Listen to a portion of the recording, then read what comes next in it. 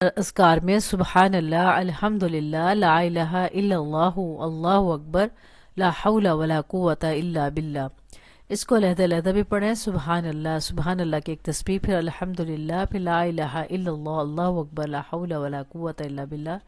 یہ تمام اللہ کے اذکار کہلاتے ہیں، اور اللہ کا ذکر ہمیں کثرت سے کرنا چاہیے۔ اللہ نے بار بار قرآن پاک میں فرمایا کہ اللہ کا ذکر کرو، اور ایک حدیث مبارکہ کا مفہوم ہے کہ اللہ تعالیٰ فرماتا ہے کہ جب میرا بندہ مجھے یاد کرتا ہے تو میں بھی اس کو یاد کرتا ہوں، جب وہ میرا ذکر کرتا ہے تو میں بھی اس کا ذکر کرتا ہوں۔